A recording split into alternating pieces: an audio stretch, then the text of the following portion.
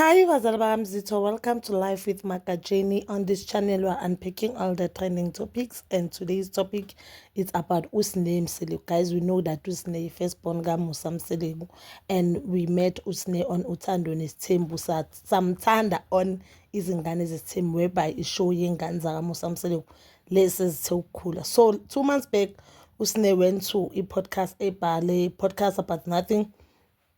On that podcast, my opinion on it was, I felt as if Usne ukhulile because she was taking responsibility of izinto eziningi azenzileyo akazishoyo. I just felt like she was responsible. Yabo ma sekubuzwa kuthiwa Sine ungane waye ungayinaki wayebonakala vele ukuthi vele uyafeel ukuthi wrong akanayo lento leyo ukuthi umusa Mseleku kumele athande ingane zakhe kubeni yena angazithandi. Understand? Just felt nje as if sibona iside la kaSine ngaphandle ingane zethempela sibuye sikhumbule ukuthi on these reality shows zabo nabo baba nepressure ukuthi kumele bayenze something ephuma eceleni or ebhedayo because they know ukuthi abantu bazofuna ukubona nani. So there mina ngibona ngathi sithola ukwazi ngoSine kakhulu. She even talked about ukudlengulwa kwakhe yabo yonke into nje sifuna ukuyazi i-relationship yakhe nengane yakhe, i-relationship yakhe nebaby daddy yakhe, i-relationship yakhe yanje yasemjolweni. Understand? And i-relationship yakhe nabo mama bakhe. So on that podcast uSine stated that uMayeni noMayeni bake balwela irole. uMayeni noMakhumalo abadlali imali afika kuye, but sorry why sengithi uMayeni uMangwabe not uMayeni bazali bami ukuthi ngixolisa uMangwabe noMakhumalo, but ke uMayeni noMacele yibo abomama empilweni yakhe. NakaMayeni ukhululekile yabonakala ukuthi ngokwakhe even nakaMacele, but when it comes to uMakhumalo noMangwabe abekho like abasiyabomama kuya akekho that close nabo. Mina zange ngibone next wrong yayenza kuMakhumalo yona la. So today the podcast iye yaveza another episode whereby babuza uSine ukuthi kube kanjani, because on today's into but uSine kuthiwa uMpumelelo and another lady called that guy usebenza kule podcast bambuza ukuthi asking him not to episode 2. Musinakhumbula this podcast bokuno episode 1 and episode 2 la interview uSine khona. So bekamcebe bamtshela ukuthi angasafaki into. Nibone guys ukuthi kaMseleku uSine bamthatha kancane nje. Abona most of the time I used to say hayi abantu bakhulumela uSine, but nami sengiyayibona lento eshiwa abanye abantu. uMpumelelo guys went to podcast noGogo Skotheni. uMpumelelo went to podcast akhuluma ngalendlela le uViyokazi abhuli ngakhona nani uViyokazi bakabhulisha ama-girlfriend wakhe amanye. uMpumelelo uhlala kuma-podcast, but even a single day angaze ngezwa kuthiwa i-podcast mayengaphumi bacela i-podcast no please ningakhiphi leyo nto leyo wathi uMpumelelo went to podcast uke waya podcast yaGogo Skotheni. Lot of podcasts uPhumelelo, radio stations uPhumelelo uya interviewer, but akakazi even a single day sive kuthiwa kube nenkinga lapho. Same applies to Abong go waya ku podcast yakalunga musa azange kube nenkinga, but now cause uSine so kuba nenkinga, that means kaMseleku abayimthemba uSine bamphatha njengomntwana. Ingakho uSine yayenza kanje. You know umuntu makamdala even though uke wayenza ama mistake, but ke mphathe njengosisi immediately nimhlise esikhundleni sakhe. uSine sithanda singathandi first born kaMseleku, and uSine una 30 guys. So yena ngaba yekelile isikolo angaziphathanga njengezinye ingane, but that doesn't mean ukuthi akekho mdala, and that doesn't mean angayibona into wrong ne right. So that means uSine mayenza zonke lezi zinto usufuna attention. Just imagine uMakhumalo noMangwabe kuthiwa uSine uthi abamkhulumisi. So uMangwabe that means indaba yerole kakuyiqiniso. And I saw on ama comment a lot of people bebakhulumela uMangwabe bathi what if leyo role leyo bokuya abantwana. Mina ngisamile entweni ukuthi even if irole bokuyo ukuthi ibekele umntwana egcineni uSine bekangazi. Ayikho into ukuthi singaze sikhulume nje silwele irole or isink ukudla guys. Empilweni nje into omele ongamelanga ukwenza ukuthi ukhuluma ukudla.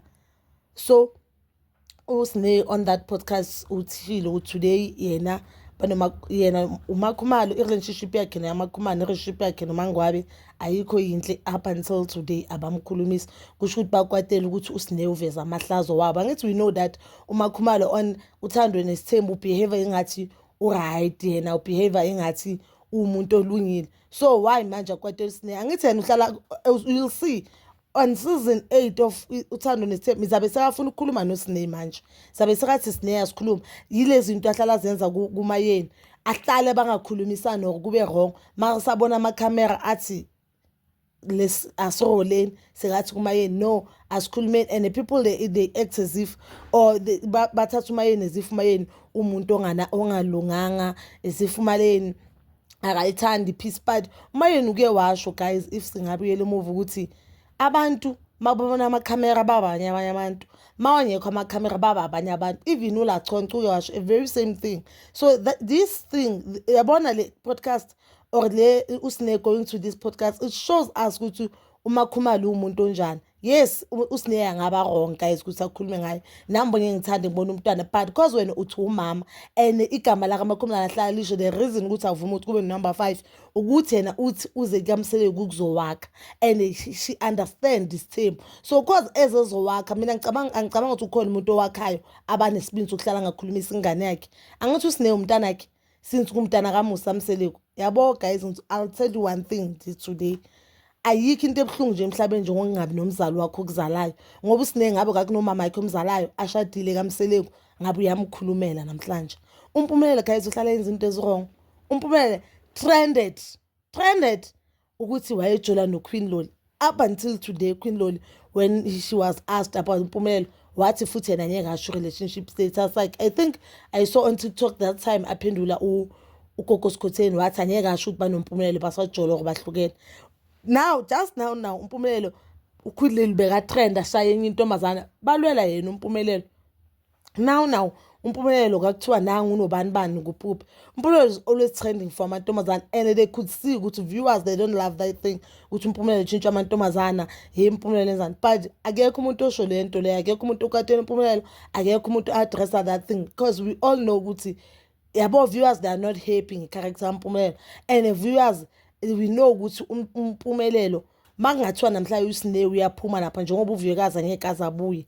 If guys angeke azabuye vele ongane zesithembu, we know ukuthi ifollowing yabi izoyehla.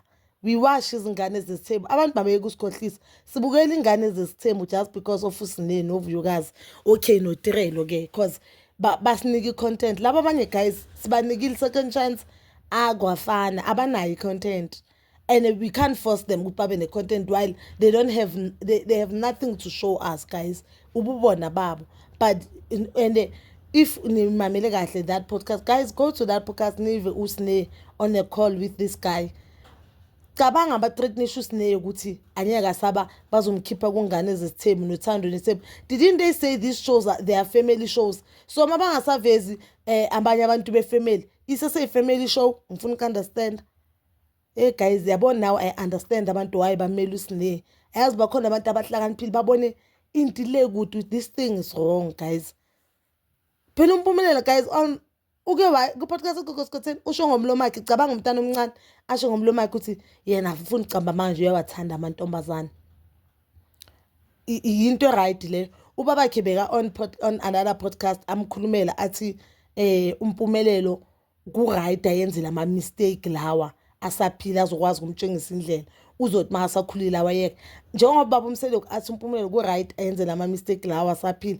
My question is makathi lama mistake usho ukudlala ngabantwana babantu, because mawuphula inhliziyo yomunye umuntu guys, let me tell you one thing, abo mawuphula inhliziyo yomunye umuntu wena you might move on, but uthohle umuntu usakhala ngayo, and inyembezi zabanye abantu nje inyembezi zomuntu anyeke sikuyise Empumelelweni. I'm telling you, because these kids or these ladies they're dating Umpumelelo, some of them njengoba ashwe naye ukuthi uke amanye some of the girlfriends baphunyelwa izisu. We are dating this guy uzitshela ukuthi uzokushada akukhohlisa uzokushada in gigi akuhlukane nawe komuntu. You think ukuthi bonke lamantombazana akhala ngoMpumelelo inyembezi zabo zizomusa Umpumelelo Empumelelweni? No, it won't guys. But ke elifini mina ngibonile ukuthi abona manganamzali wakho ozokumela akekho umunye umuntu ozokumela. Ngabe uSneh kwakunomama yakhe ophilayo bheka azommela, and ebona namhlanje sebayakwata abakwatele nje uMakhumalo ukuthi uSneh uthi yena akana bond naye.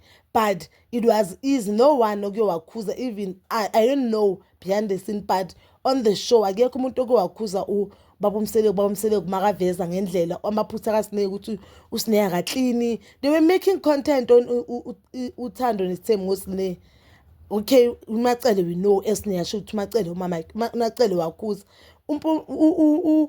ngathatha imoto kaMakhumalo kwaya egathiwa ithengelwa abolwandle nabompumelelo ongathi ulwandle uMakhumalo azange akathi since noSnake anganayo awuthi ngeke uSnake kwenzakalani azange ayibuze that question. uMakhumalo uyamfundisa impilo ukudrive akakazi wamfundisa uSnake ukudrive so ufuna uSnake athini guys acamba manga yabona ka mangwabi ingcono because uma ngabe you can see ukuthi ufocus engane zakhe akanasikhathi somntana omunye umuntu but uMakhumalo there for abompilo. There's a time ngeke ngambona aphume nolwandle acela ulwandle ngazo nalento leyo ukuthi abomntana like on the first episode of izingane zesithembu season 2. I've never seen uMakhumalo mina just seen ithi ngithatha uSnake ngimise ku therapist since uMakhumalo phela kumfazi wasimanje manje umfazi understand isithembu umfazi ozowakha uthatha umusa nawo wonke amaphutha wakhe nangu uSnake guys. But I'm just waiting for season 8 of uThando neSithembu ufuna ukubona kuzoyenzakalani. uSnake ushilo ukuthi yena akasiphathelanga sigaca I guess nje izobhoza ingane zesithembu unless ke impumelelo uthole enye intombi ke yazoyiveza lapha adlale ngayo. But ke ingane zesithembu azisangijabulisi kahle bazali bami zitho asike sikhuluma isikhathi eside. Please comment down below and please don't forget to like, subscribe, share and hit that notification button. Nginethanda kuya nokubuya.